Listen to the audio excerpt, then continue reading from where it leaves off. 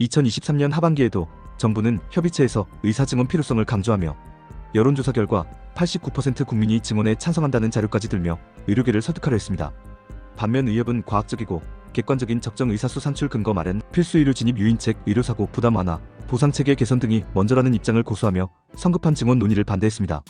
결국 2024년 1월 17일 25차 회의를 끝으로 협의체는 파행을 맞았습니다. 복지부가 1월 15일 의협에 의대 정원 증원 규모에 대한 의견을 제출해달라는 공문을 보내 일방적으로 숫자 논의를 요구했고 의협이 이를 거부하며 회의에 불참한 것입니다. 협의가 결렬되자 정부는 더 기다리지 않고 독자적 결정을 추진했습니다. 2024년 2월 6일 복지부 장관 주재로 보건의료정책심의위원회 보정심 긴급회의가 열렸고 그 자리에서 2025학년도부터 의대 입학 정원을 2,000명 증원한다는 정부안을 공식 의결했습니다. 같은 날 오후 조규용 복지부 장관이 긴급 브리핑을 통해 이 결정을 발표함으로써 윤석열 정부의 의대 정원 증원 계획이 처음으로 구체적인 숫자 기존 3,058명에서 5,058명과 함께 대외에 공표되었습니다.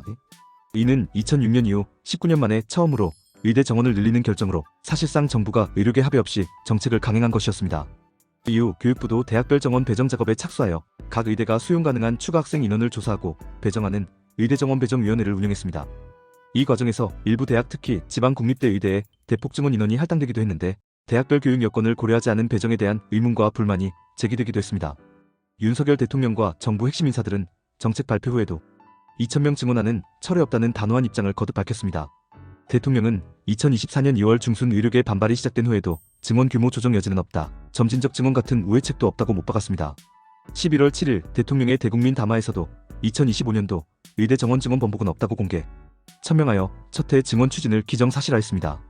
다만 2026년도 이후 정원에 대해서는 정치권 및 협의체를 통해 논의할 수 있다고 여지를 두었지만 정권의 임기 내 개혁 성과로 2,000명 증원을 반드시 실행하겠다는 의지는 확고했습니다.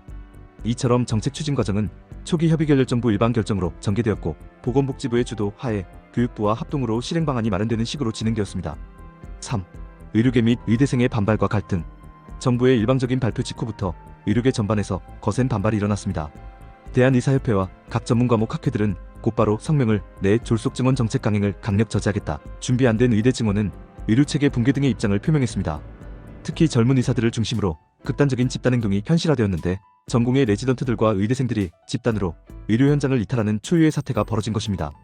지난 2024년 2월 6일 정부 발표에 충격을 받은 전국 수련병원의 전공의 약 1만 2천여 명은 2월 중순부터 집단 사직서를 제출하기 시작했습니다. 불과 몇 주 만에 전공의의 80% 이상이 사직 의사를 표명하는 사상 초유의 인력 이탈이 현실화되었고 실제 최종 집계로 7,648명의 전공의가 수련병원을 떠난 것으로 확인됐습니다.